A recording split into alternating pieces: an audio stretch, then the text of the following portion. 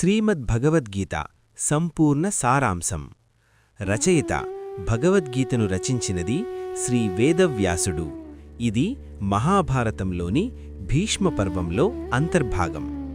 ఉపదేశించినది సాక్షాత్తు శ్రీకృష్ణ పరమాత్మ అర్జునునికి కురుక్షేత్ర యుద్ధభూమిలో.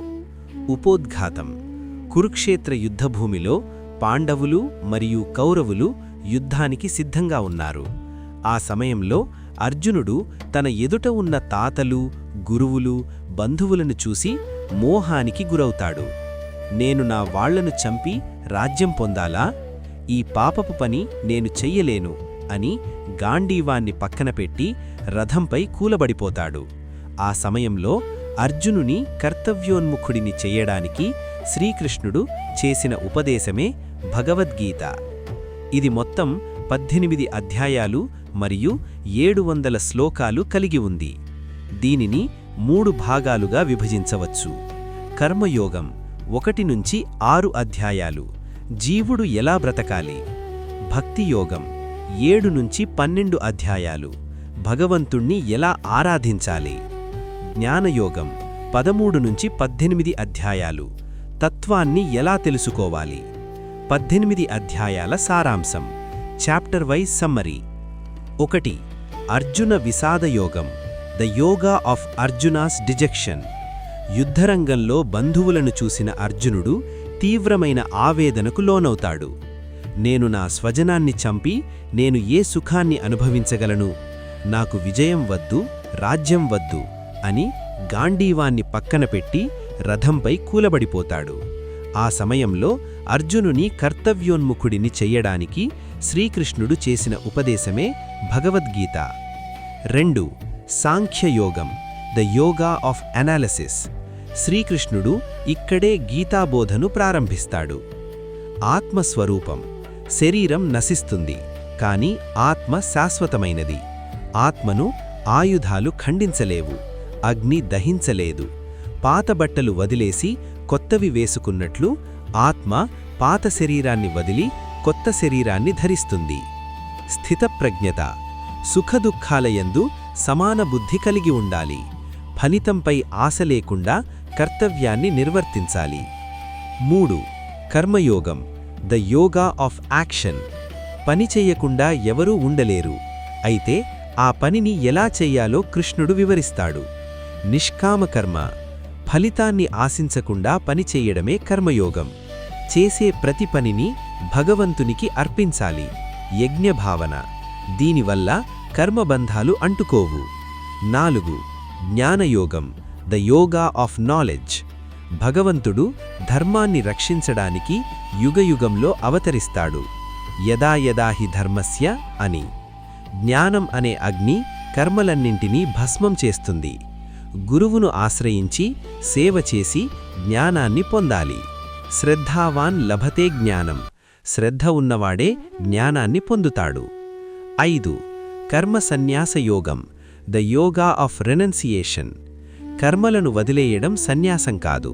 కర్మ ఫలితాల పట్ల ఆసక్తిని వదిలేయడమే నిజమైన సన్యాసం.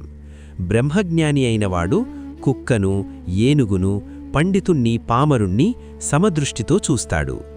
6. ఆత్మసంయమయోగం, ధ్యానయోగం, the yoga of meditation.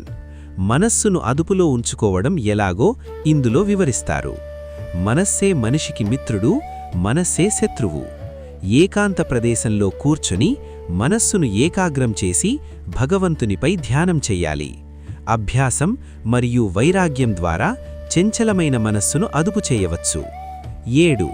విజ్ఞానయోగం, the yoga of knowledge and wisdom. కృష్ణుడు తన పరతత్వాన్ని వివరిస్తాడు.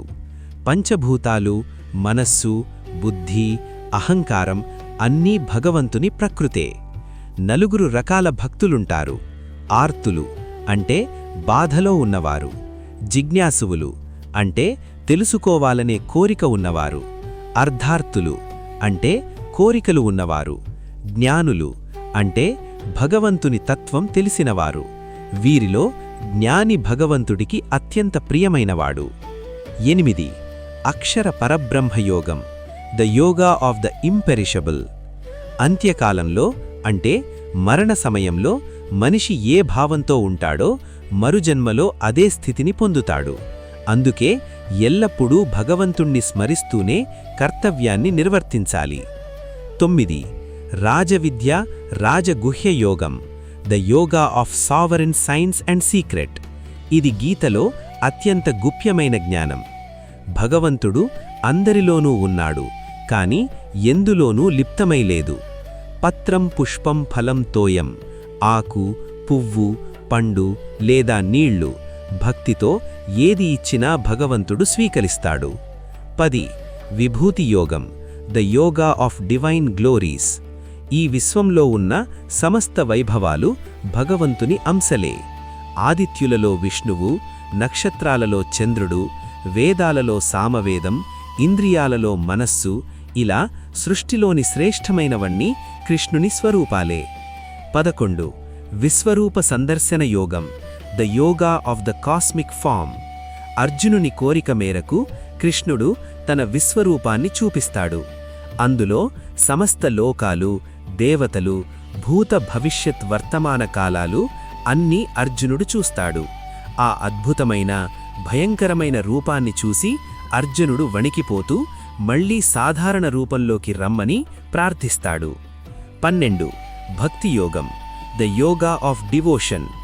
రూపం ఉన్న దేవుణ్ణి పూజించాలా అంటే సగుణ, రూపం లేని దేవుణ్ణి పూజించాలా అంటే నిర్గుణ అని అర్జునుడు అడుగుతాడు. ఎవరైతే మనస్సును భగవంతునిపై లగ్నం చేసి ఆరాధిస్తారో వారే యోగులలో శ్రేష్ఠులు. ద్వేషం లేకపోవడం, దయ కలిగి ఉండడం, సుఖదుఖాలను సమానంగా చూడడం భక్తుని లక్షణాలు. 13.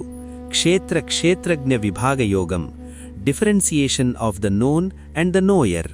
క్షేత్రం అంటే ఈ శరీరం, క్షేత్రజ్ఞుడు అంటే ఈ శరీరాన్ని తెలుసుకునేవాడు, ఆత్మ లేదా పరమాత్మ. శరీరానికి ఆత్మకు ఉన్న తేడాను తెలుసుకోవడమే నిజమైన జ్ఞానం. 14. గుణత్రయ విభాగ యోగం, the 3 modes of material nature. ప్రకృతి 3 గుణాలతో నిండి ఉంది. సత్వగుణం ప్రశాంతత, జ్ఞానం, సుఖం అంటే తెలుపు. రజోగుణం కోరికలు, ఆవేశం, కర్మలపై ఆసక్తి అంటే ఎరుపు. తమోగుణం నిద్ర, బద్ధకం, అజ్ఞానం అంటే నలుపు. మనిషి ఈ 3 గుణాలను దాటి అంటే గుణాతీతుడై భగవంతుణ్ణి చేరాలి. 15. పురుషోత్తమ ప్రాప్తి యోగం, the yoga of the supreme person. సంసారం ఒక తలక్రిందులైన అశ్వత్థ వృక్షం లాంటిది. దీనిని వైరాగ్యం అనే ఆయుధంతో ఛేదించాలి. శ్రీకృష్ణుడే పురుషోత్తముడు అని తెలుసుకోవాలి. 16. దైవాసుర సంపద్విభాగ యోగం, the divine and the demoniac natures. మానవులలో 2 రకాల స్వభావాలుంటాయి. దైవీ సంపద భయం లేకపోవడం, దానం, ఇంద్రియ నిగ్రహం, అహింస, సత్యం అంటే మోక్షానికి దారితీస్తాయి.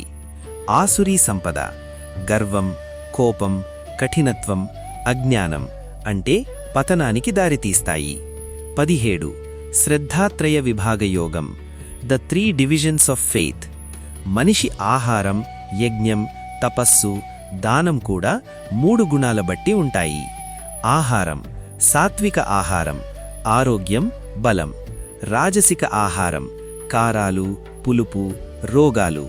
తామసిక ఆహారం నిల్వ ఉంచినవి, పాడైనవి.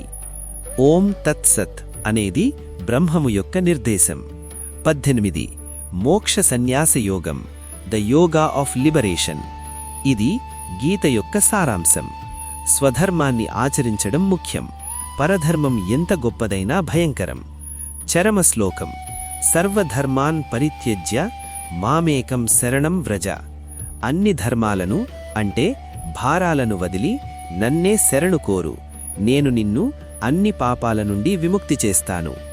చివరగా అర్జునుడు, నా మోహం తొలగిపోయింది, నా సందేహాలు తీరిపోయాయి, నీవు చెప్పినట్లే చేస్తాను అని విల్లు ఎక్కుపెడతాడు. గీతాసారం, కీ టేకవేస్ ఫర్ లైఫ్. ధైర్యం, కష్టాలను చూసి పారిపోకూడదు, ధైర్యంగా ఎదుర్కోవాలి. కర్తవ్యం, ఫలితం గురించి ఆలోచించకుండా నీ పనిని నీవు చిత్తశుద్ధితో చెయ్యి. సమత్వం, గెలుపు ఓటములను సుఖ దుఃఖాలను సమానంగా స్వీకరించు. విశ్వాసం, భగవంతునిపై భారం వేసి ధర్మ మార్గంలో నడువు. ఆత్మవిశ్వాసం, నిన్ను నువ్వు ఉద్ధరించుకోవాలి, నీకు నువ్వే మిత్రుడివి. ముగింపు, ఎక్కడైతే యోగీశ్వరుడైన కృష్ణుడు, ధనుర్ధారి అయిన అర్జునుడు ఉంటారో అక్కడ విజయం, ఐశ్వర్యం, నీతి తప్పకుండా ఉంటాయని సంజయుడు చెబుతాడు. ఈ సారాంశాన్ని చదవడానికి సుమారు 15 నుంచి 20 నిమిషాలు పడుతుంది. దీనిని మననం చేసుకుని అర్థం చేసుకోవడానికి 1 గంట సమయం సరిపోతుంది.